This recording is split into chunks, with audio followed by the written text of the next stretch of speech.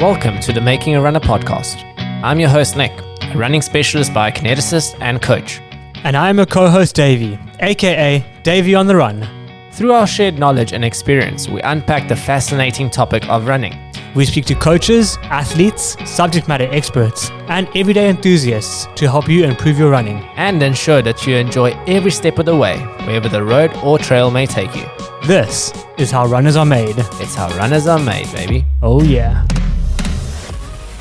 When I can't compete one day, definitely that doesn't mean I'll like hang up my shoes. I still want to be that old buddy that's cruising around the mountains, whether it's just hiking. I think it's having that connection with nature is so important. And for me, I've always said it's like my form of meditation, or just being able to disconnect and be present and forget about like all your problems and actually just be present. And I think also I always say like to people, like a long run or being out in the mountains on your own for a while definitely can solve a lot of the world's problems. Often feel like, I don't know, life is so busy, so connected, it's like so heated, like you in the moment, like things get tense, whereas I find sometimes if I just go out into the mountains, even if it's just like a 60-minute run, it doesn't have to be like kind of 4 days or super long, like just being away from everything. You can actually, you can just like zoom out and actually just look at the bigger picture and realize like, okay, like that makes like sense. Like you don't need to be so like heated in the moment.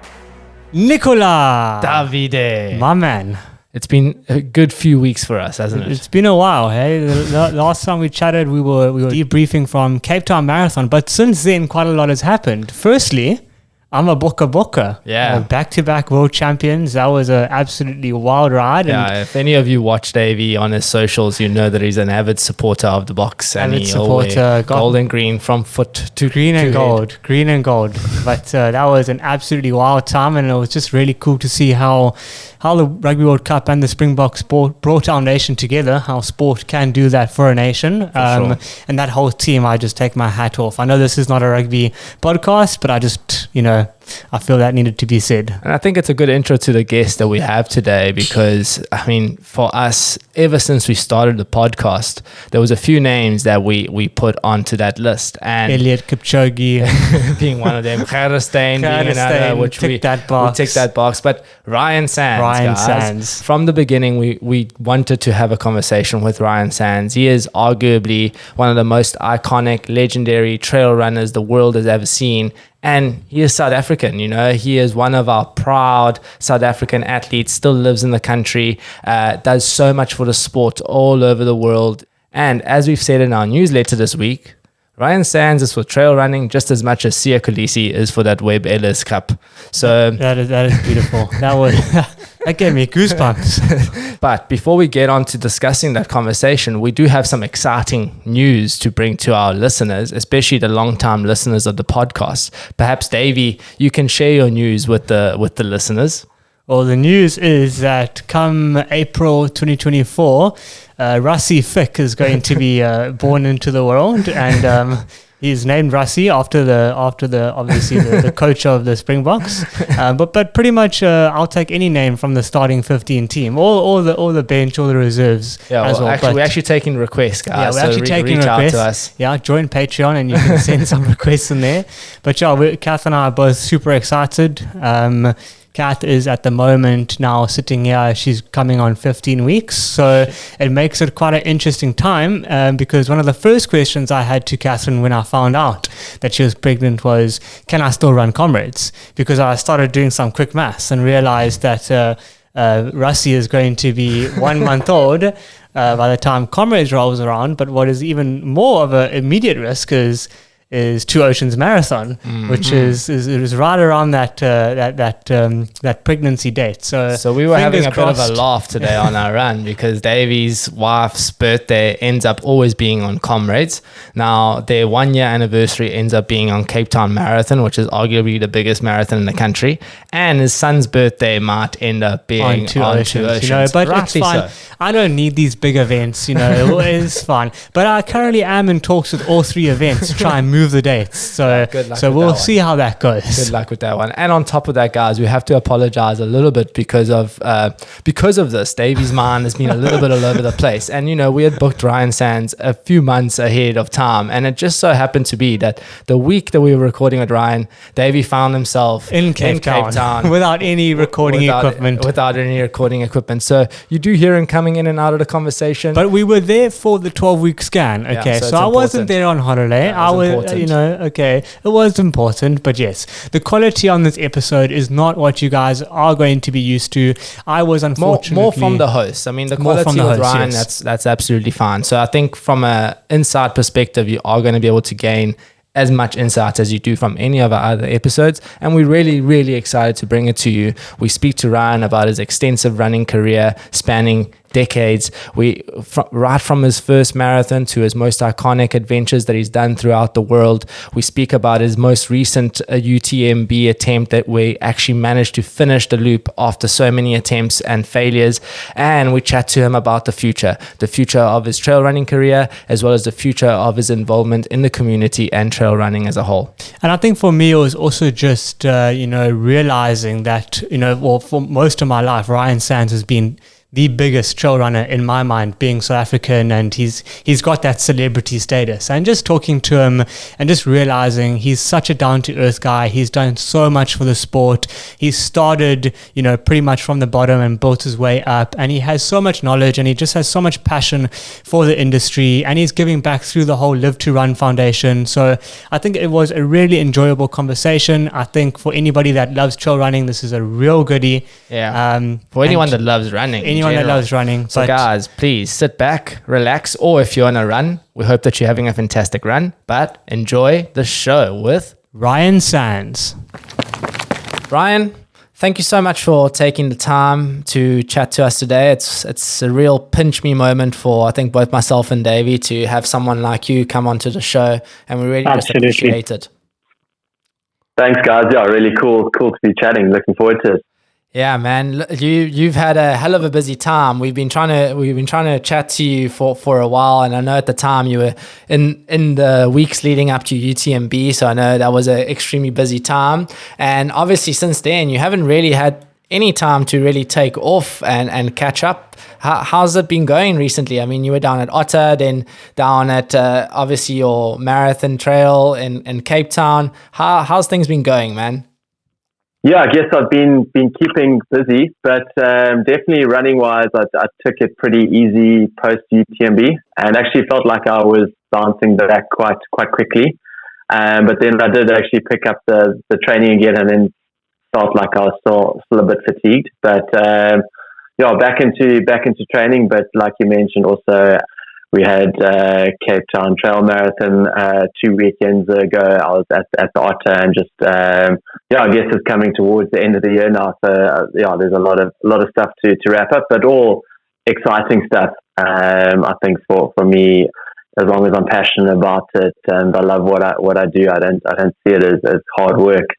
For sure, man. I think you're extremely fortunate that sort of your work is something that a lot of people look towards as, this incredible thing that you get to do. You love it. You get to do the running that you do. You travel around the world like you do, but it must also take quite a lot of toll on the body, on the family, and just managing that schedule must be quite intense. So going into the end of the year after such a massive year of training, how's the body feeling? You say you got him back into a couple of races. How did it recover post UTMB? Yeah, I guess without going into UTMB in too much depth now, probably the middle part of the race was a lot slower than what I planned. So I actually thought I bounced out of the race physically feeling actually pretty good, and then also mentally I was quite to get him back into the swing of things. I guess for me, UTMB, super stoked to actually complete the full lap and actually get it done at this time, but at the same time, obviously disappointed with my results, and knowing that I'm back in for UTMB next year, wanting to move forward and start building that base for next year. I was quite keen to jump back into training, which has been so. I definitely, there's probably a little bit more fatigue in my legs than what I thought. I think my engine general fitness is pretty good from spending like 5 weeks in Europe training. There was definitely a lot of focus on training, and without kind of jumping around too much. Actually, I had a stress fracture towards the end of last, or no, not towards the end, so it was quite early on, but I actually started running again towards the end of last year, and signed up with a coach, Jason Coop, for the previous 4 or 5 years. I was self-coach, so it was really cool to have a coach again. And I think just also where the sport's headed, it's just so much more professional now. If you look at all the young guys coming through, it's literally just kind of train, sleep, and eat type thing. It's very, very focused, a lot more scientific. Where possibly I'd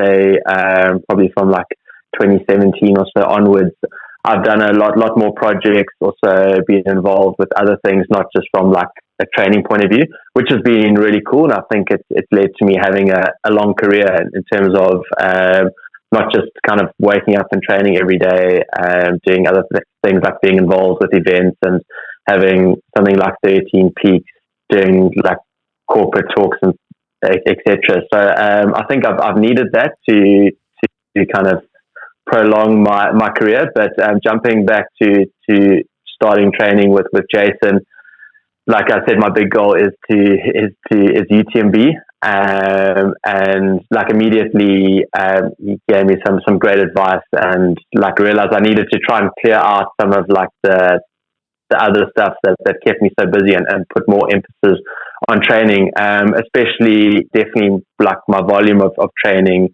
has been a lot more this year as opposed to like the previous years, which has been really good. And also I've just been way more consistent with what I needed for UTMB and preparation wise. But having said all of that, obviously when you're kind of training a lot more, it does leave me feeling pretty tired. So I'm definitely, I think towards the end of like a full year of training, feeling a bit tired. But also like mentally, I still think I've hopefully got one more race left in me towards the end of the year. So I guess that's where I am now. Yeah. If you're feeling tired, then super. And we have no excuse to be feeling tired, Nick, because bro, wow, marathon running. That's a jam-packed year. Marathon running. Trail running is easy, Davey. We talk about it all the time. Come on. But Ryan, I just wanted to ask. Obviously, you mentioned about that stress fracture. Can you tell us more about that, and just maybe how you managed it, how you trained, during that, or if you took a full break? Obviously, we have conversations for our listeners about the topic of injury prevention, injury maintenance, and what to do if you have an injury. So nice to hear it, from someone like you in terms of how you manage that. Yeah, so basically, Raina Crystal and myself, we did a project early last year, in April last year. We circumnavigated Lesotho on foot, and I guess with a lot of projects and concepts, it always looks a lot easier than what it actually is when you kind of draw a circle around Lesotho, and on a smallish map, you think like how bad can that be? And then you actually go out and do the project, and we had terrible weather. It was basically raining the whole time, and flooding, and super cold. So and also just underfoot, it was just like super rough. We're following the border, but a lot of the time there was no trail. We just kind of follow the path of least resistance, which was very challenging. So post challenge, actually, apart from being like super tired and stuff, like I didn't actually feel that like anything was wrong. And then it was only like a month later when I started getting into some training, I just had this really sharp pain, like in the inside of my hip. And then after a week, went for an MRI and discovered I had a stress fracture, which was actually where it was in both sides of my sacrum. I was only actually feeling it on the right side. But I think for me that was like the first time I'd actually, I want to say, like broken my body from running. Like before, I've done ligaments, my ankle, etc. But it's all been like sudden injury. It hasn't been like an overuse injury where you've just kind of really just overdone it. So for me, it was quite a big deal mentally to bounce back from that. But I did realize, and I'd spoken to some of my Salomon teammates in the international team. A few of them had stress fractures in the past, and their advice was just like, take the time off, make sure it recovers 100%. I know there's always the stories of guys like you rest for 4 weeks and then you jump on a bike and get into running too quickly, and the injury comes back. So I took literally, I think it was like 8 weeks off completely, and then started doing a bit of swimming, and then it was only after like 10 weeks that I started doing some hiking, and then I think it was like 13 weeks or so that I started doing some running. So it was like a massive break, which I think in many ways was actually pretty good for me. It's the first time I've never had an extended break for that long. But at the same time, it's taken me a long time to come back from that. To be honest, I still think like I'm on the comeback process from that. Just chatting to Jason, my coach, he's like, you almost need like 2 years of consistent training to kind of be at your best again. So it definitely has taken a lot. And I think mentally, I remember some of those first hikes when I did like a first descent and my calf started cramping, and I was like, geez, if my calf's cramping on a hike, like have I like lost everything? Am I ever going to be able to come back? So it was really like quite it plays mind games with you. And also I guess your confidence, or my confidence definitely like started off at zero. So it's been a long journey back. It's been tough, but I think also like rewarding. And I don't know, for me, I felt like I literally started from the beginning again. So it's been tough at times, but like I said, I think it's all part of the journey, and it's definitely made me grow and evolve as an athlete and as a person. Well, it's those setbacks that push you forward onto bigger and greater things, as you often so mention. But I want to ask you, before we move on to talking more about your journey from that injury to obviously your fantastic achievement at UTMB. I know you said it's a disappointment, but I think considering the other attempts at UTMB, it's a success. And if you listen to the coach's advice, you know that if you just keep on progressing it between now and the new year, you know that you can really expect good things going back to Chamonix next time. But why navigate Lesotho? Because I know that you're into a bit of your crazy adventures, and that's a big element of keeping in nature and being part of the trail running journey for you all along the way, even through the Himalayas and all those things that you have done. We obviously know Lesotho. We've been up into Lesotho, High Lesotho a few times. It's a hell of a tough place if people can't quite understand what it's like unless you've been up there. You think, it's an escarpment. Once you're at the top, everything's just flat, but it really isn't like that. And even just following your journey in Lesotho through social media, there was many times there where you were sort of hating the process, like not really enjoying, like, why am I even why am I doing this? Why do you put yourself through all these things, man?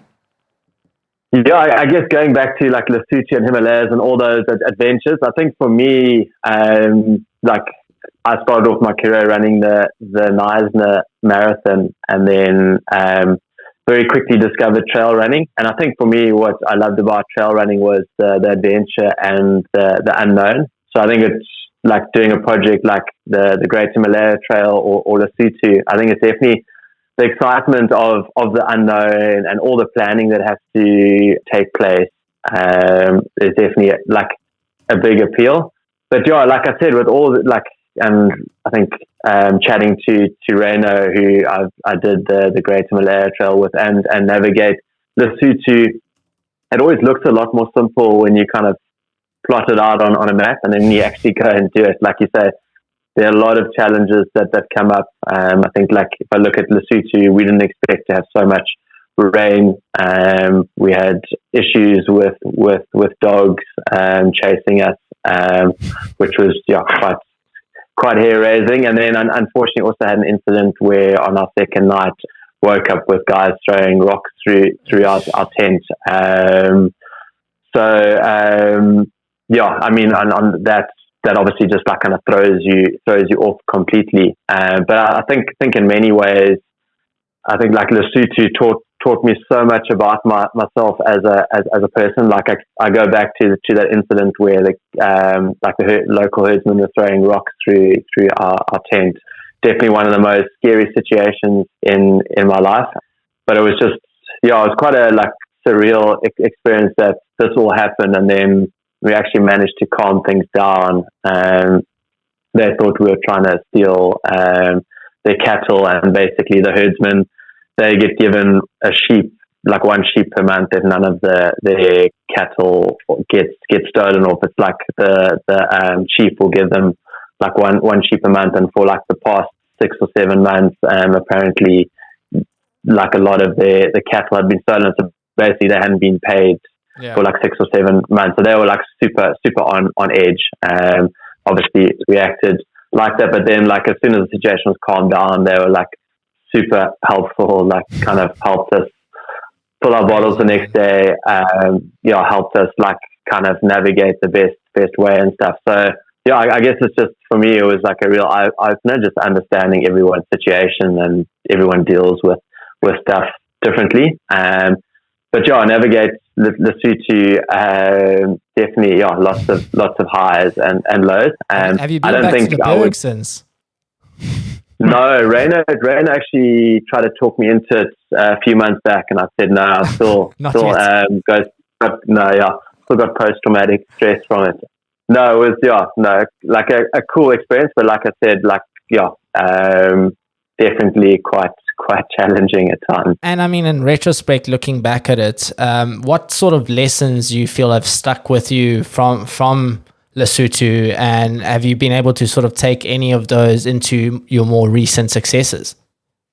Yeah, I guess like a lot of the even like if I lump say Lesotho with the Great Himalaya Trail, just like I think a big thing for me out of Lesotho was just like empathy, just like understanding other people's backgrounds. And I think it's so important, like living in South Africa and Africa, we come from such diverse backgrounds, and often we can't understand like why like we react the way we do. But I think just having a bit of empathy and understanding goes a very long way. And then also from the Himalayas, just like the generosity of the people there were incredible. And a lot of like places that I've been to, like super poor areas like Madagascar, where people have nothing, but they're just so friendly and welcoming. Like the Himalayas, Raina and I would kind of run into a small village at like 2-3 in the morning. And that, when I say a small village, there were like 5 or 6 houses. Knock on a door, people would like open up their doors, make us food, let us sleep in their beds, and there was never like an expectation of like doing it for money or anything like that. We would leave them something afterwards, but that was never the expectation. But I just think like living in Cape Town on the back slope of Table Mountain, if someone knocked on my door at 3 o'clock in the morning, I'd probably call the police. So it's just like, and like I mean, Raina and I would have never made it through the Himalayas if it wasn't for the generosity of the people. So yeah, I think those are a couple of big things. And then I guess when it comes to like what I've taken out as well, just trying to not control too much. And I think that's the beauty of like the projects I've done, is like just so much goes wrong and so much is out of your control. And it's just about like staying calm and just managing things. And where in hindsight, probably the biggest mistakes I've made at UTMB, and I think a lot of like it's become a mental challenge for me. UTMB, it's just trying to, because it's like become the pinnacle race, especially the last 2 or 3 years. Like you want to be in like 100% perfect condition. You want everything to go according to plan, and then as soon as like, oh, my stomach's not great, or something goes wrong, it just like throws your mind off. Like you're like, like I need to be 100%. So I think for me that was like big going into UTMB this year, like discussing things with Jason. And when I signed up with Jason, I said like I want to be on that UTMB start line like as best prepared as I can be. but then once the start gun goes off, like you just got to roll with whatever's kind of dished up, even if you're not 100%. That's brilliant, man. I think, yeah, for our listeners that perhaps don't have an idea of what you achieved in Lesotho, so that was about 1,100 kilometers, 33,000 meters of elevation over how many days? 16 days or so? Yeah, I was going to say 16 days. And which is incredible. I mean, it's a hell of an impressive, and it's certainly not flat. But the Himalayan trail, give us a little bit of information about that. Yeah, so that was about 1,600 kilometers at quite high altitude. Like some of the peaks we went over were like 5,000, or the highest peak we went over was just over 5,500 meters. Sure. And that took us 24 days, and I think it was about 85 or 90,000 meters of elevation gain. So that, like, the Himalayas was a lot like longer and at higher altitude, but Ren and I both agree Lesotho was way harder. I think we learned a lot from the Himalayas, which helped us in Lesotho, and definitely I think there's a good chance Ren and I wouldn't have made it out of Lesotho if we hadn't learned what we learned from the Himalayas. I think just being less experienced in the Himalayas, we try to force a lot more things. It's weird because you're in this project and you get so invested in it, like your little bubble, like that little space is like your whole world. It's like you just have to keep going. Whereas if you actually able to just step out of it and look at the bigger picture and realize that you guys are just out in a long run. Like you just don't have to do anything too stupid. Yeah, that's crazy, man. Well, so I mean, I have to put it out there. My wife, before she married me, her surname was Christo. Okay. So, and I had seen Reino Christo and all of that. So I thought maybe there's some connection there. It doesn't seem to be some sort of connection, but I'm going to still claim it. I'm gonna tell her that there's amazing trail running genetics in that family.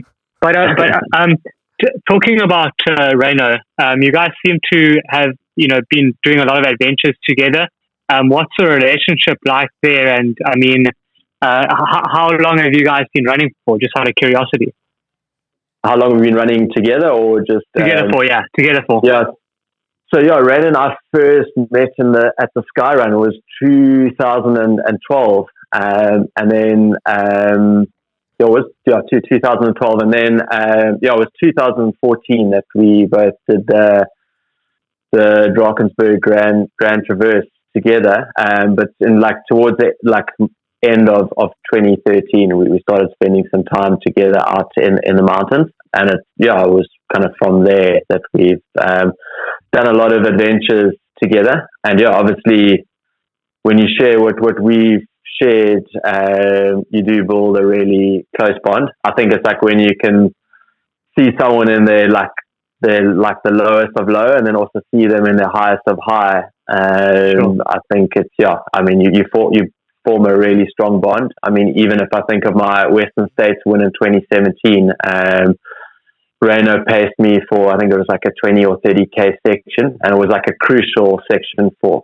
me where I was completely on edge. If I pushed slightly too hard, I think I would have gone over the edge, and if I didn't kind of push hard enough, I potentially wouldn't have won. But I think he understood me, knows me so well that he was able to kind of keep me kind of on that tightrope of not kind of falling off on either side. So we've got a really close friendship, and I think it's also more than just kind of doing adventures together now. We chat a lot, and super involved with each other's lives. I think that's one of the really nice things about running such a special sport, but then also just the bonds and the friendships that you make through it. And even us road runners, we talk about the community that running brings and all of that. And I think trail running also has that really special component, because I do think trail runners have it a little bit rougher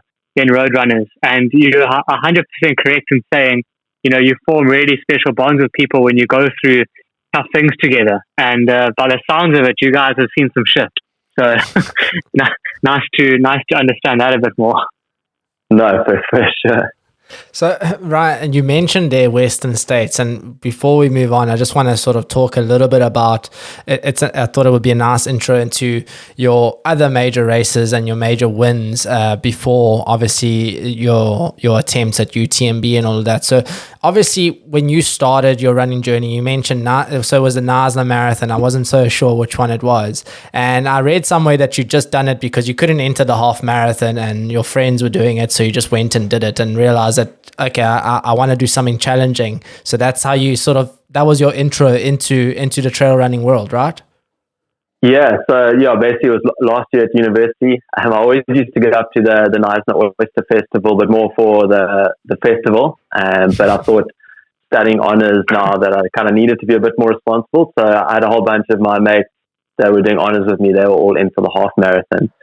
So I thought, cool, let me join them and try to enter, but it was only like 3 weeks before the race. So unfortunately, or fortunately for me, I guess, entries are full. So I thought like half marathon, full marathon. What's the difference? Kind of same, being young and naive and a student. So I entered the full marathon and finished it on like very minimal training, but really really enjoyed that feeling of fulfillment of actually achieving something that I didn't actually know if I could do. And certainly most of my friends that were studying honours with me definitely didn't think I could finish a marathon. And I think it was from there that the running bug bit. What was your time on that marathon? It was like about 3 hours 15 or 3:16, or maybe it was like 3:14. So with minimal training. That's I think that kills a lot of people's dreams out there that perhaps thought, maybe on my first marathon with little training I can turn up to be a trail running icon one day in my life as well. But that 3:15 is hell of an impressive. So thereafter, you obviously then went on to enter the desert races. That's sort of where you sort of started with the trail running journey, and then that developed into running, trail races all over the world. And I'm sure you've got extremely fond memories of all of these. But I want to ask you about one in particular that has intrigued me and sort of in things that I've read about it, the Jungle Ultra. That seems like a hell of a tough event, tough race. Difficult conditions, very, very remote area. How was that experience? Yeah, so I think like you said, did the Knysna Marathon and then ran a few like local trail races, and then very quickly. I mean, I remember one like Sunday afternoon I was Googling extreme trail races, and up popped the Four Deserts website. I saw Dean Karnazes was running it, the famous American ultra runner. I just read his book, so I was like, cool, let me also do one of these races, and very quickly entered into the Gobi Desert race. It was my first big ultra race, and to be honest, when I first actually entered, I actually didn't even know where the Gobi Desert was. I had to do a bit of like Googling and figure everything out. But so that's where it all started. But then you mentioned, another race I did, which is also a similar format, was the Jungle Marathon, which basically the desert race and the Jungle Marathon, similar formats, is generally over 7 days. The first 4 days you run about a marathon or just over, and then generally day 5 is the long stage, so you run anything from 80 to 100 kilometers, and then they've got a 6th stage, which is normally a lot shorter. It's like anything from 10 to 20 kilometers. So that's that. And then these races are all like fully self-supported. So you got to carry all your own food for the 7 days. The only thing, and all like emergency equipment, sleeping bags, etc. The only thing you are given are rations of water daily, and then in the desert you're provided with a tent. In the jungle you don't actually sleep in the tent. You actually have to bring a hammock along, so you have to sleep in a hammock. So going back to the Jungle Marathon, it was actually in the Amazon jungle. And I probably in hindsight should have done a lot more research. Again, I was still quite early on in my career, but I just remember getting there. We had to, you have to like bus into like the middle of nowhere. Then we jumped on boats and kind of went down these rivers, and then like finally we got to where the race start was, and we camped out there the night before. And they had the race briefing, but I couldn't understand why like all these soldiers were around for the race briefing, but actually they were the military police, and they actually came to give us the race briefing. But to summarize it, basically in their race briefing, they just said like basically everything in the jungle has a potential to kill you, whether it's like the massive snakes, the crazy spiders, scorpions, you even like touch the wrong bark and that can poison you. So that was like a massive like eye opener. And then obviously doing the race itself, like I saw everything from massive anacondas to capybaras, which are basically giant seals with legs that can like chase after you. Some of the river crossings we had, they had like GoPros in the water, and they're just like all these caimans swimming around you. So yeah, I think I was very relieved to make it out there in one piece. I definitely wouldn't go. It was an amazing experience, but I guess a bit like with the Lesotho circumnavigation, I wouldn't go back and do it again. I'm sure that there's a lot of these experiences that, you know, in hindsight, you wouldn't go back just based on the fact of the challenging nature of it, but also I think the fact that there's so much out there. I think that's the beauty about trail running in general. There's so many different varieties of it and different areas that you can go and do this beautiful sport. So we've been talking so much about all these different experiences that you've had around the world, and you know there's a big element of trail running that is that connection to nature. And I know you also mentioned in terms of like what you're sort of doing with your career right now, it's kind of finding a purpose that is greater than you as an athlete, because obviously you've gotten into trail running, you've done so much in the sport, and now you're giving back through all the different elements that we're going to chat about just now. But how much of that connection to nature is sort of what keeps you going back to trail running and doing these adventures, just being out in the wilderness and being able to sort of have nothing else other than just yourself and your inner strength? Yeah, I think that is a massive part of why I trail run. And growing up as a kid and even as a teenager, growing up in Cape Town, I spent a lot of time at the ocean and surfing. And I think it's, for me, like surfing or being in the ocean is very, very similar to trail running or just being out in the mountains. And that's something I need. I think for me, like when I can't compete one day, definitely that doesn't mean I'll like hang up my shoes. I still want to be that old belly that's cruising around the mountains, whether it's just hiking. I think it's having that connection with nature is so important. And for me, I've always said it's like my form of meditation, or just being able to disconnect and be present and forget about like all your problems or all the world's problems, and actually just be present. I think it's so important. And I think it's also, yes, if you look post-COVID or even before COVID, just how like the sport is booming. And I don't think it's because people want to like race each other. I think it's just people want to get out into nature and the outdoors and be able to disconnect from it. I even know with me now, if I have like really busy weeks, like I really just need to get out into the mountains and just like disconnect from everything and just kind of be present and focus on kind of putting one foot in front of the other type thing. So for me, that's a massive part of things. And I think also I always say like to people, like a long run or being out in the mountains on your own for a while definitely can solve a lot of the world's problems. I often feel like, I don't know, life is so busy, you're so connected, it's like so heated, like you're in the moment, like things get tense. Whereas I find sometimes if I just go out into the mountains, even if it's just like a 60-minute run, it doesn't have to be like kind of 4 days or super long, like just being away from everything, you can actually, you can just like zoom out and actually just look at the bigger picture and realize like, okay, like that makes like sense. Like you don't need to be so like heated in the moment. So yeah, I think it's so good to be outdoors.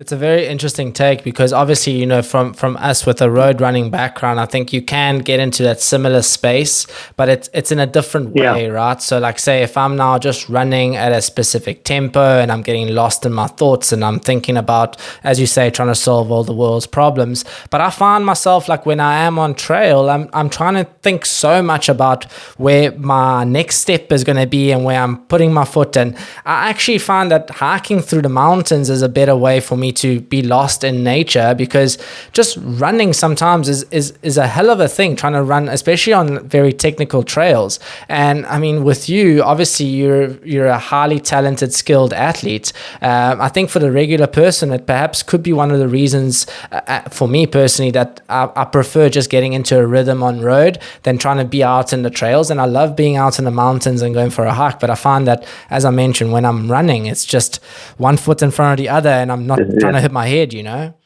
For sure. I think I always say practice makes perfect. So I guess with me, I've had lots of practice. So you're spending a lot of time on the trails, it does become second nature. But I do hear you, like when I came back from UTMB, now I spend time in Europe, and even before that I was training on quite like non-technical trails. I've like in the last 3 or 4 weeks started running on more technical trails again, and all of a sudden, like I wasn't feeling so local on my local trails. It took me a bit of time to get accustomed to running on technical trails. So it's just getting used to that. But again, I think it's, as you say, like the beauty about like running is you don't have to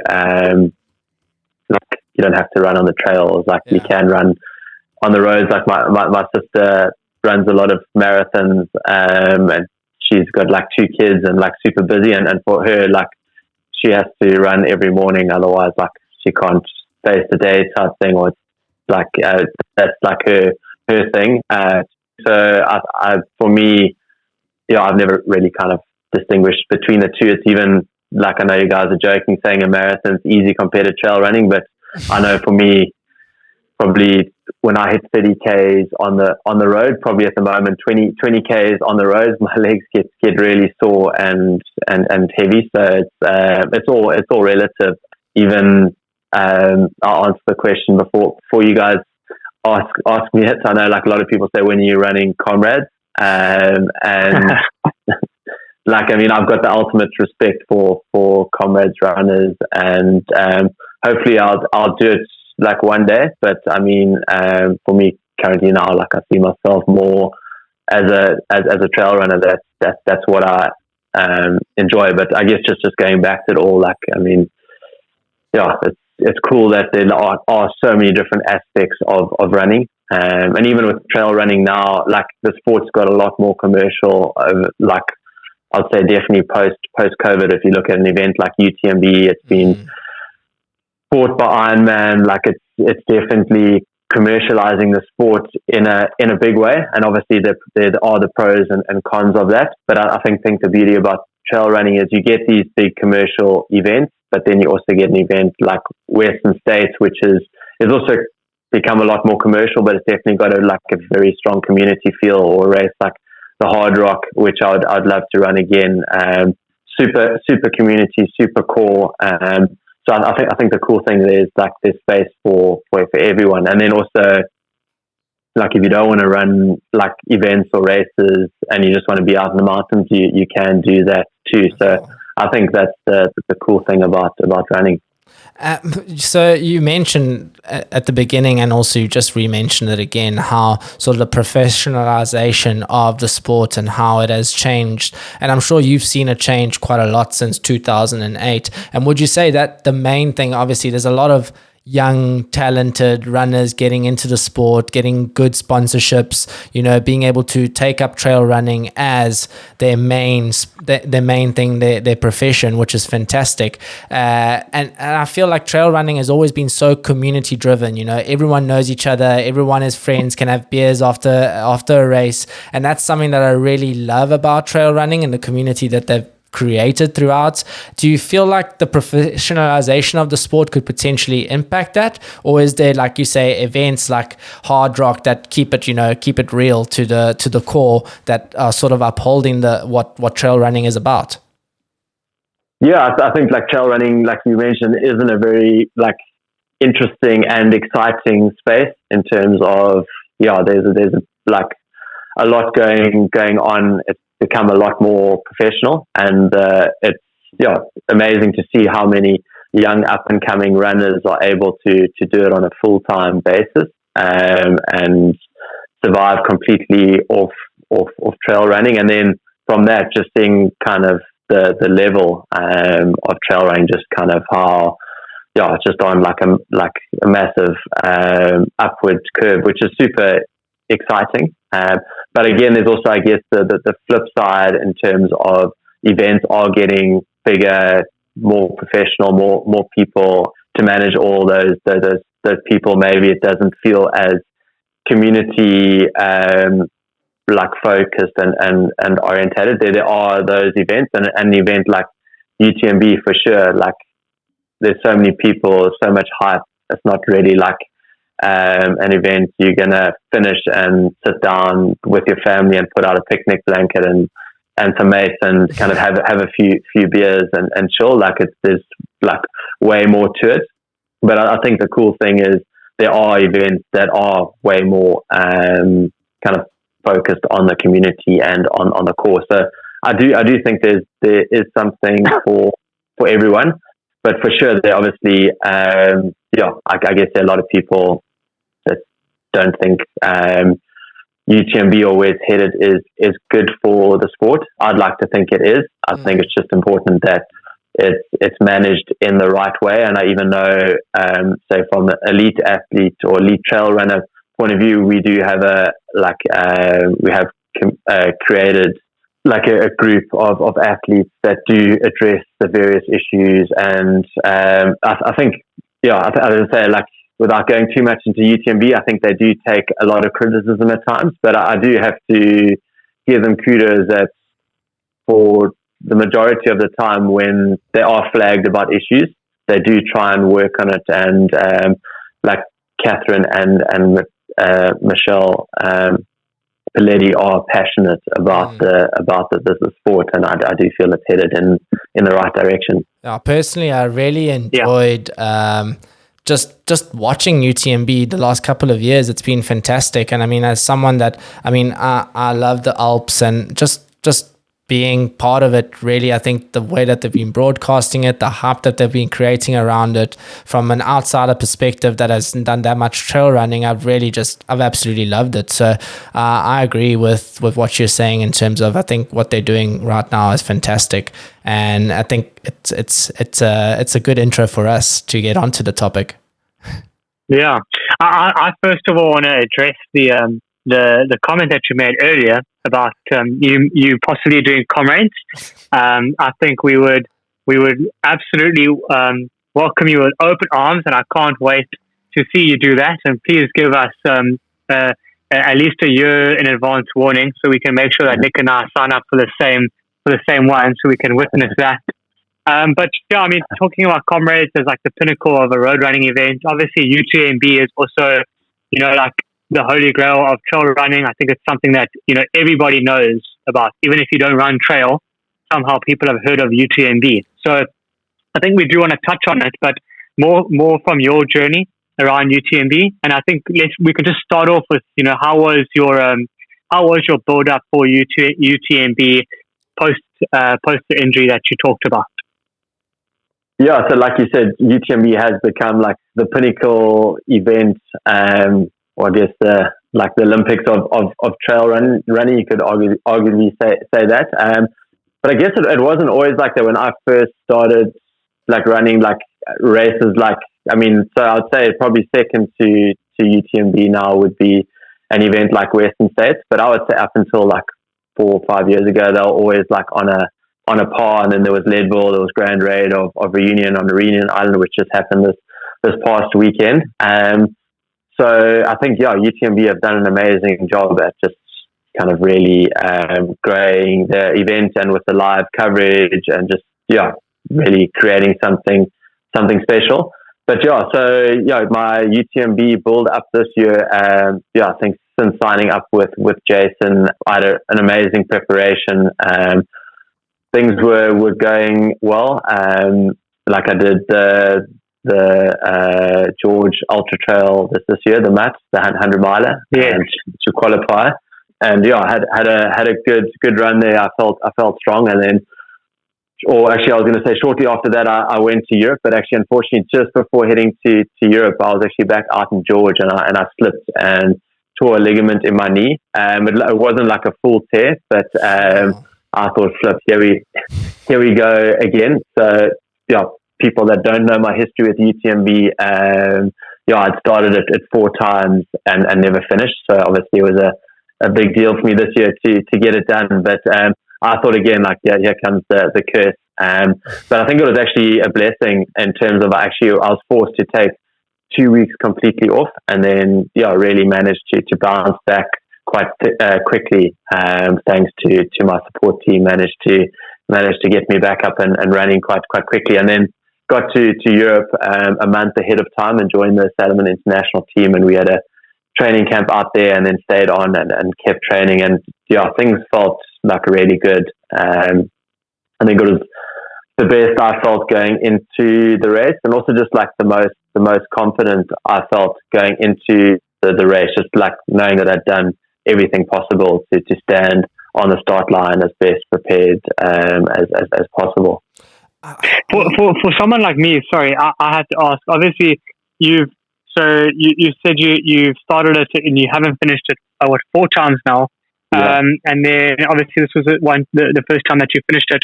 What makes UTMB so difficult that a trail runner like yourself struggles to finish it?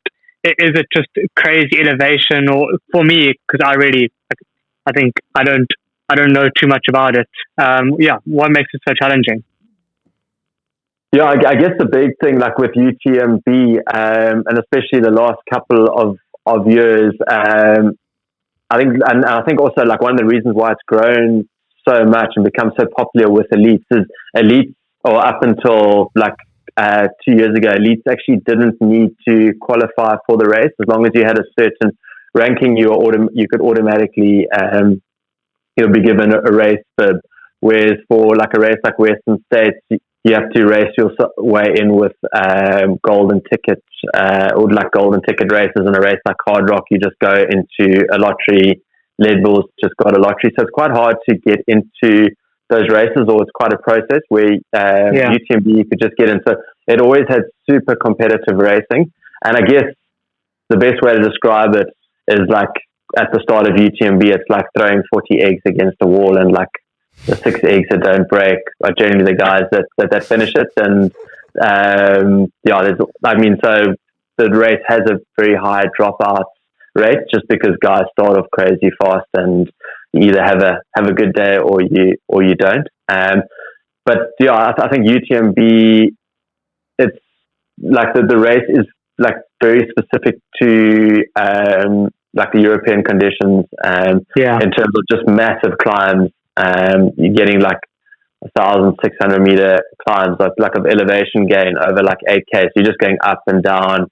Coming down, it's super like non-technical, so it's very fast running, like on almost like single track bike track. So you can really just pound your legs. So it takes a lot of conditioning to get used to the race. And then at the same time now, because there's just so much hype around it, just like the nerves before the race, just being nervous, super competitive.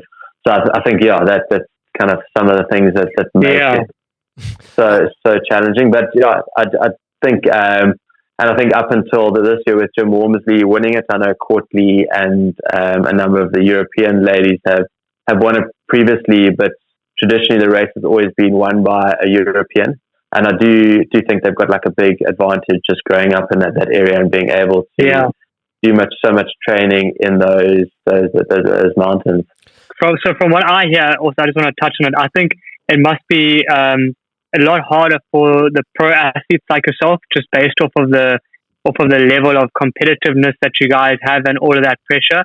Not to say that it's not challenging for anybody that wants to go there and just finish, but for you guys, obviously you mentioned the pace is really fast, and when you're trying to actually compete in it, I think that's where all the pressure comes, and what probably results in the DNFs, just maybe pushing way too hard.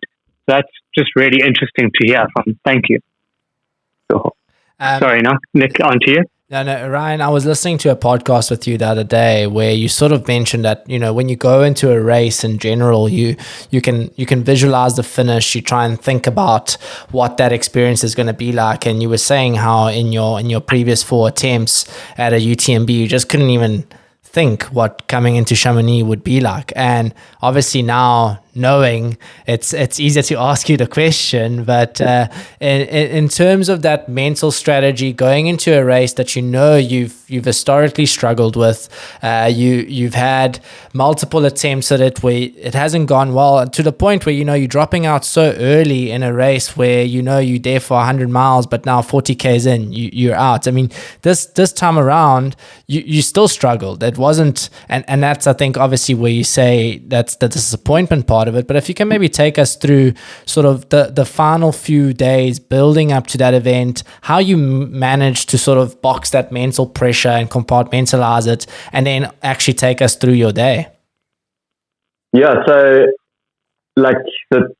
basically the week before UTMB, it's always just chaotic. I think kind of every trail runners in Chamonix, there's loads of media stuff, so it's very busy. I think luckily for me this year, I definitely cruised a bit more under the radar. I wasn't kind of one of the favorites for the race. So I think that was quite nice, where I could actually just chill out and be in my own headspace. But having said that, every day there's 1 or 2 kind of sponsor commitments. Like I said, every trail runners in Chamonix, all the brands are there. So there's a lot going on, and there's still quite a bit of stuff happening. But and I think luckily, I have been around for a while, so I'm more used to that. But I think some of the new up and coming guys really struggle with it, and I think that's a big part of being able to put the race together. It's not just the race itself, it's actually being able to get in the start line and not be completely burnt out or tired. You'll find a lot of trail runners kind of spend a lot of time in the mountains because they like being on their own and kind of being away from it all, but then all of a sudden before your biggest race of the year, you kind of pulled in front of a whole bunch of people and you're doing community runs and you've got to go to expo for signings. It makes it super busy. But like I said, it was cool that I could fly a little bit more under the radar. UTMB does start at 6:00 in the evening, so it's always quite weird. You wake up in the morning, and I always find the first few hours of that morning take forever to pass, and it's just what am I going to do with the day? You want to start, and then all of a sudden you get to about 12:00 in the afternoon, just flies by. You almost you want to try and slow time down. But go UTMB, because there's so many people at the start. I think for UTMB I think there are about 4,000 or 5,000 people, but you get you go into the start arch in different batches, but you got to be in there 40 minutes ahead of time. But it's just you're in there, it's sardines. It's so you get there at about 5:30. It's just so many people, just so many emotions. It almost feels like you're going to battle. It's just super intense, lots of nerves, and then you just kind of they're waiting for the start. And literally, when people do start off, it's just a mad sprint. I even looked at my splits this year. I think the first 3 or 4 kilometers, you're doing it 3.5, 3 minutes 40 a kilometer for the start of a mountain that's 100 miles. So it's a super high paced race, and there's a lot of emotions at the start. So UTMB traditionally is always the first 40 k's are quite hard to manage. I always say once you get through the first 40 k's, you start at 6 in the evening and it gets dark at about 9 p.m. So once it gets dark, you always find things kind of quieten down. But so that's the lead up to the race. It's quite busy this year for me. I had my family there, so that was pretty cool. Raina was also there actually crewing for me. So I think always been like really cool for me. Even some of the other big races I've done. A good friend of mine, Dean Leslie, who's from the African Attachment and Wandering Fever Productions, he did a lot of films on me and filmed a lot of stuff. He was always around for the races, and it was always cool to have him there. It just feels like you've got a bit of like home with you, and you just don't you just feel like you're at home. So I think those small things definitely make a big difference for me. Like doing some homework with Max, because he was out of school, doing a bit of like homework with him like the morning before the race. It just kind of keeps things a bit more real, which I think is important for me, especially for a race like UTMB, where I find in the past I probably put too much pressure on myself going into the race. And the race came, and within the first 40 Ks, you felt fantastic, you felt good, and then obviously things started taking a turn for the worse, but you managed to pull yourself through it and actually get to the finish line. What happened on the race? I mean, the stomach issues that you talked about, were those things that you have experienced historically? And what do you think? I mean, how does that just happen in a race like that so early in a race, where things like nutrition, we spend so much time thinking about it and planning it and trying it? Good question. I guess so. Like once or twice, I have had issues with nutrition at UTMB, and I think like a big part of that is potentially obviously the nerves and stuff before the start of the race. So your stomach's already under stress, and then it's such a high paced race to start off with. You've got some really big climbs, so like a lot of the blood moves away from your stomach and it goes to your muscles, and then all of a sudden you kind of trying to throw down as much nutrition as possible, and your stomach just can't absorb it. But for me this year, like the first 40 Ks went really well. It's definitely the strongest I felt. I felt like I was like in control of things, and went through Notre Dame de la Gorge, which is about 43, 44 kilometers.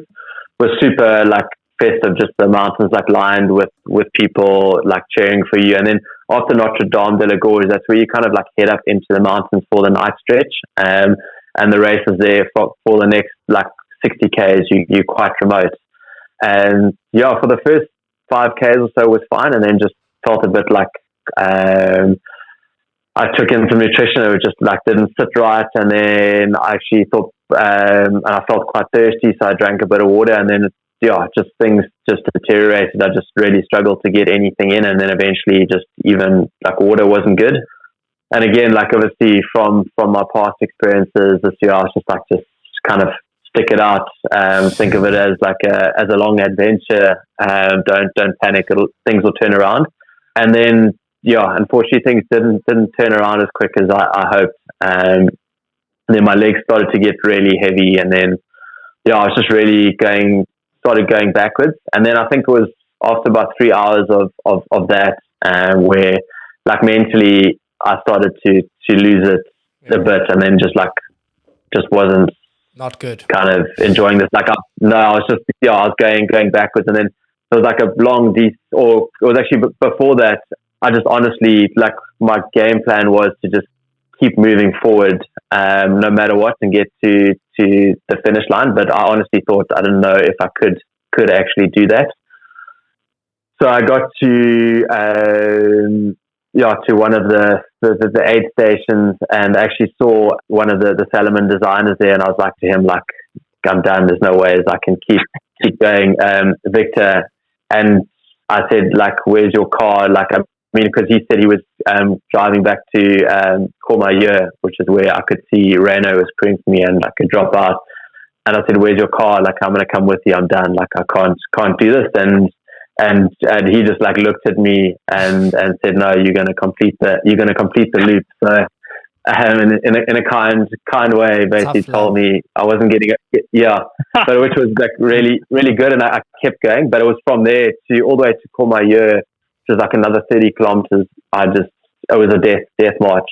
Even there's like a long descent down into Courmayeur of like 10 Ks. I was just walking, like people were just running past me, and I was just like, I can't do this. And then came into Courmayeur, which where a station where Reno was, and I actually saw my coach Jason there, and I was like, things have gone seriously backwards. And I thought maybe he would, like, I'd already like built up in my mind that he would say like, just like pull the plug now and there'll be like another event. Don't like burn all your matches on this event. If it's not happening. But unfortunately, he told me like, your goal is to finish, keep going. Like, just look for the small victories now. You're not going to kind of get your A goal, but it's just about the small victories now.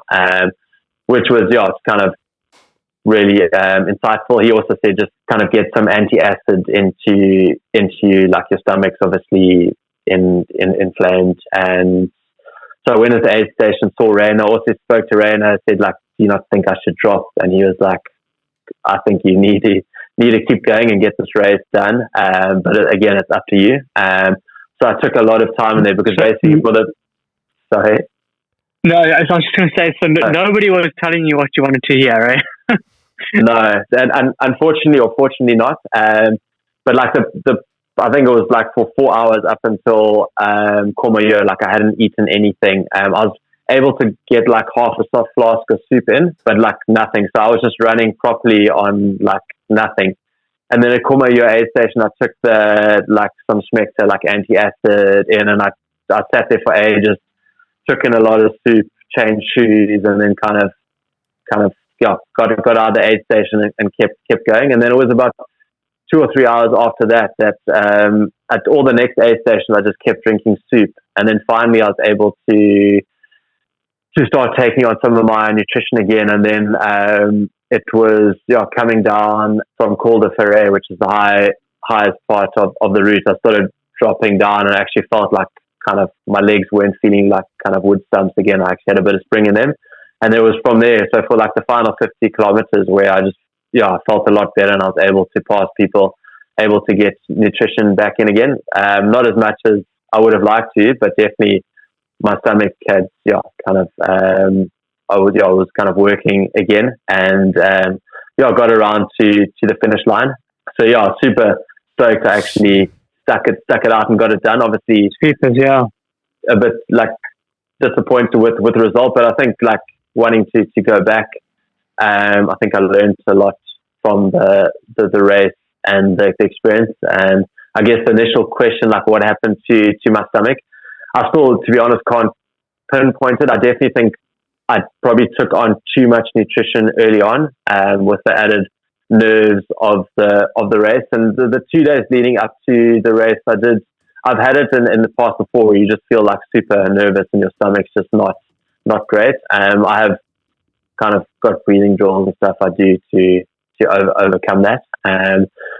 But I also think, unfortunately, after the Himalayas, just like 24 days of running non-stop and not taking in the best nutrition, I did like wreck my stomach quite a bit there. So ever since then, my stomach hasn't been as robust. And I think I was always lucky in my early years that literally I could just shovel in whatever, and I could keep moving forward, where probably for a lot of ultra runners, and I know that the elite guys, like a big kind of downfall where they kind of struggle in a race is not being able to stomach their nutrition. And obviously if you're not getting in nutrition, you can't run to your full potential. So the term that you mentioned there, Ryan, I think that stands out for me as death march. I think there's nothing quite explaining the way that you feel at that point as death march. It explains it perfectly. I mean, you just feel like you've got absolutely nothing. And I mean, at that stage, you're in the middle of the night, you're alone. I think it must have been such a mentally tough place to be at eventually as well. So fortunately, no one allowed you to quit, man. Exactly.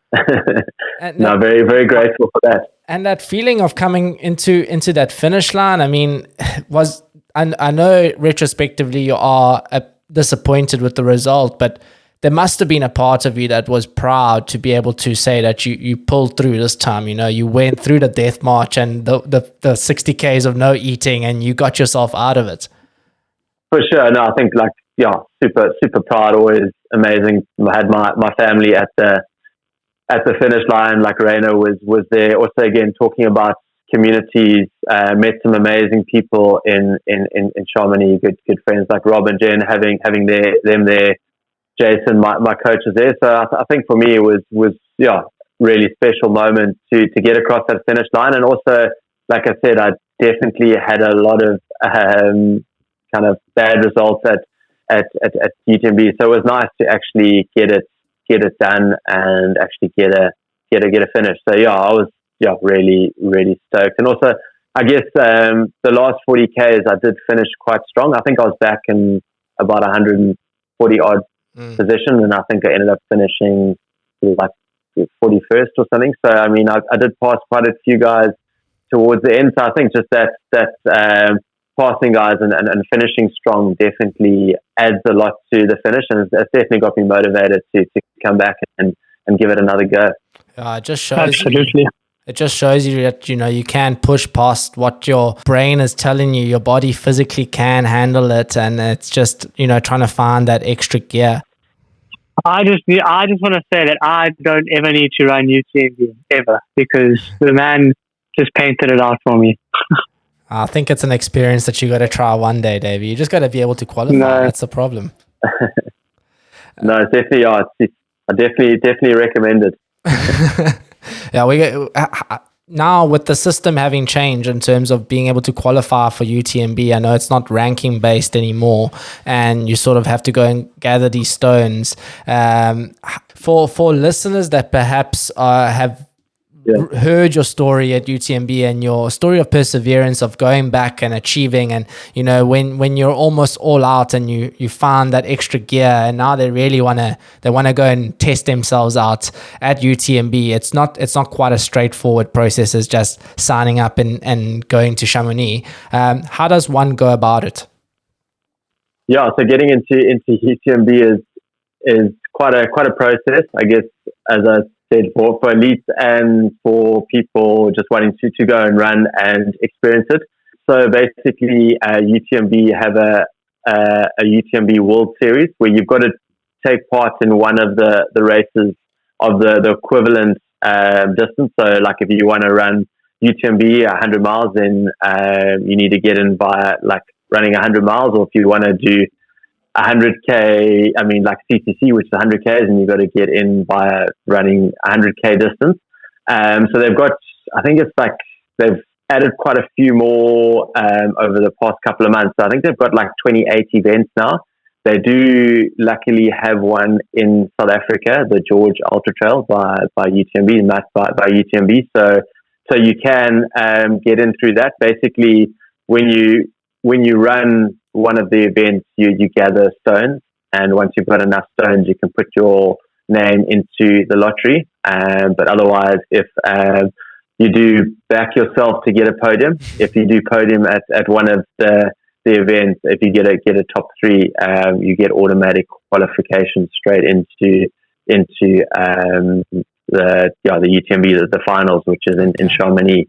So generally, it does take guys 2 or 3 years to get in.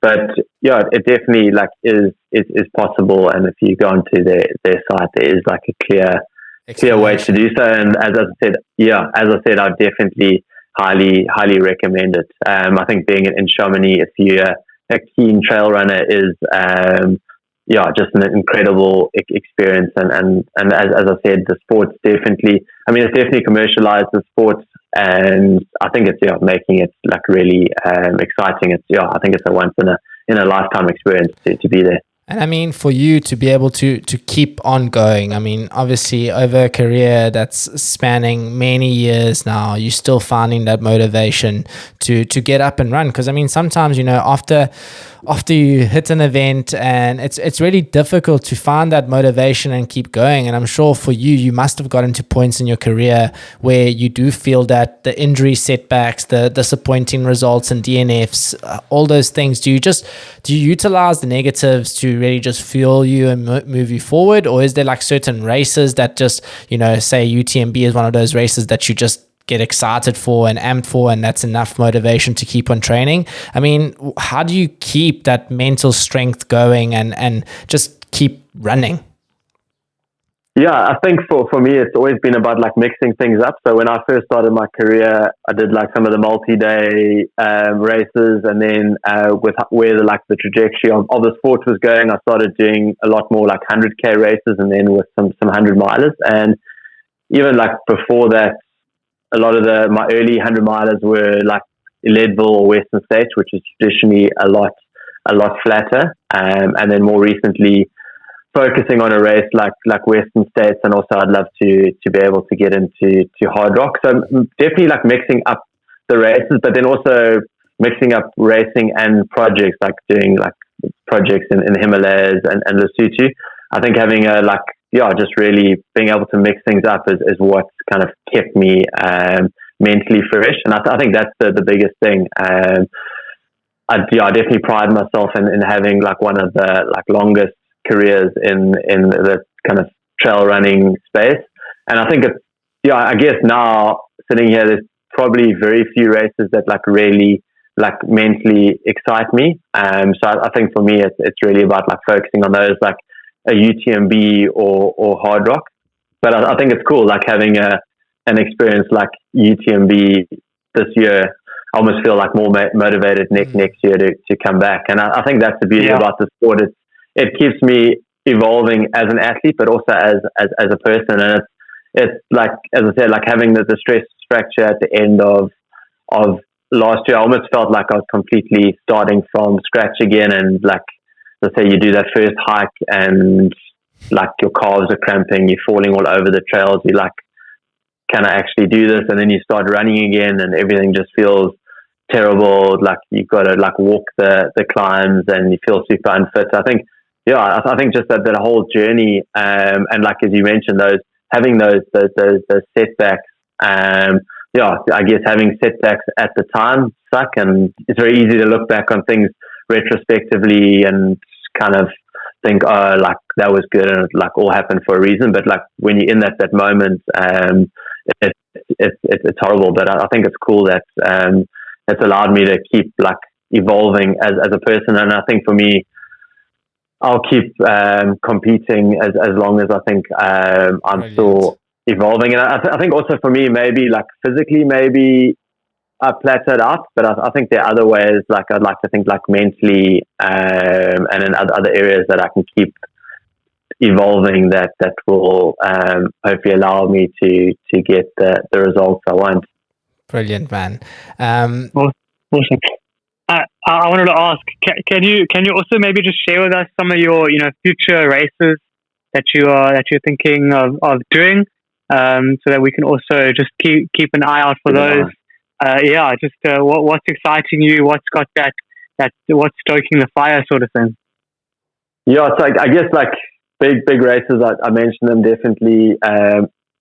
Going back to UTMB next year or the Hard Rock 100 miler. I've won the Leadville and Western States 100 miler, so it'll be awesome to run the other big one in America, Hard Rock. But it's quite a hard lottery to get into. And then I'm hoping to run Ultra Trail Cape Town 100K. I haven't been there for the last couple of years, and it's got me pretty fired up. I think wanting to go back to next UTMB next year, I'd like to do a little bit more like competitive racing, and I think Ultra Trail Cape Town being on my back doorstep, and also always getting a strong international field. I'm pretty excited to go back for that. So I just kind of see how this week of training goes. My legs have been feeling like a bit tired, so I just want to make sure that like mentally, like physically, I'm kind of good to go. But so hopefully Ultra Trail Cape Town 100K to wrap up the year. UTCT, that's very exciting. Maybe that's another trip that Davey and I need to take down to come and watch. It looks like it's going to be an awesome event this year around as well, man. And always super exciting. And obviously Cape Town being close to you, there's a couple of events that you sort of hold very dear to your heart down there. Obviously the 13 Peaks that you've started, and that looks like a hell of a thing. I think we can challenge Davey to try and go do it one day as well. But and the Cape Town Trail Marathon that you've been heavily involved in, is that sort of what you're talking about when it comes to the community work, and also say giving back to the community through like your Solomon Trail camps and those types of things? Yeah, for sure. I think, as I said, 13 peaks is something like I'm really passionate about. Basically, in a nutshell, it's like a concept I created where you take 13 peaks in and around Table Mountain and the Cape Peninsula. And so it's like 100 Ks. And you can do it over multiple days. You can do it in one day or 2 days.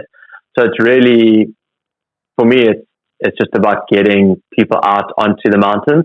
And what's been really mind-blowing for me is that just like how many people have just like kind of hiked the route. So it's just to hear their stories. It's just been incredible, and just seeing people getting out on the route. So that's something I'm very passionate about and growing. And then, as you mentioned as well, Cape Town Trail Marathon.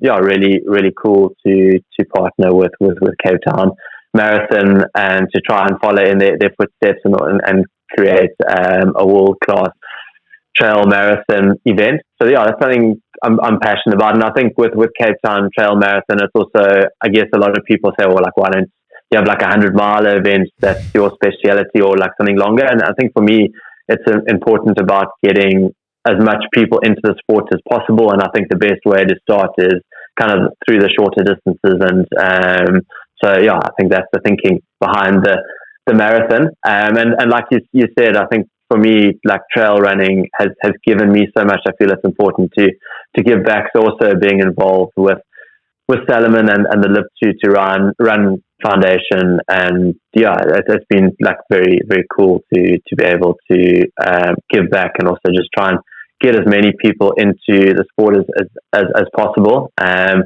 I think it's just as I guess South Africa and Africa, amazing place, but there is a lot of poverty, and I think just giving young kids like hope and showing them that like if they put their mind to something, anything is possible. And I think like one of the greatest vehicles of doing that is using sport. So I'm really passionate about that and just doing something good with the experiences I've had. Brilliant, Ryan. I think, it's such a pleasure to see like where you're at in your career, still super passionate about the trail event, like the actual racing and running, and feeling overly motivated like now to still go back to UTMB and even perform better. But not just that, like how you've come full circle, you've gone to the point where you're now giving back to the community. You are heavily involved in the events. You're setting up opportunities for people to run and get into trail running. I love the fact that you mentioned sort of how it is so much more accessible to look at an 11K or 22K or 46K than just say 100K or 100 miler. It's so much easier for people to say, oh, well, I'll just go do the 11K, get onto the trails, enjoy it. And actually that's where the passion begins, And I just want to ask you, I mean, obviously when you started your running career, did you ever envision it becoming what it has become? I mean, you obviously realized that you had talent from early on, from going and winning the races that you were sort of arriving and winning and you were dominating at the beginning. Did you envision it coming full circle like it has, and always wanted to get back into the giving back? Good question. I don't think I ever thought like it would stand as long as it had. But I guess for me, like when I started out my career, like there weren't that many like kind of fully professional athletes. And I think someone like Dean Conazes actually taught me a lot, and I was very grateful that I met him at the Gobi Desert Race and then the Sahara. I think he taught me a lot, and he said something really interesting to me after the Sahara Desert Race. I was just asking him about sponsorships and stuff, and he said like winning races won't necessarily get you sponsors. And at the time, to be honest, I thought like because I'd beaten him at the past two races that like he was like sour grapes.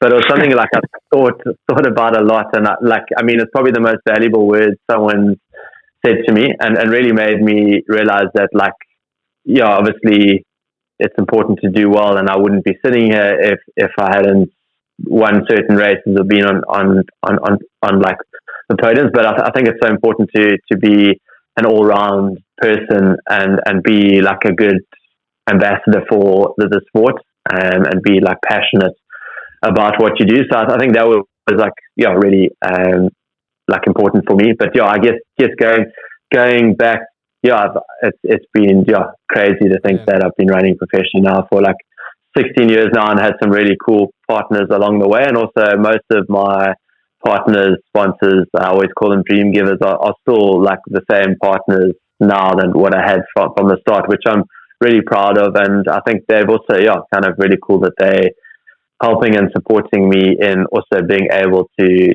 give back and create opportunities for up and coming trail runners, but also just like kids in general, and hopefully uplift them in a positive way. Brilliant, man. I think this has been a fantastic conversation. I just want to express my gratitude and say we're so grateful for you taking the time to chat with us extensively today.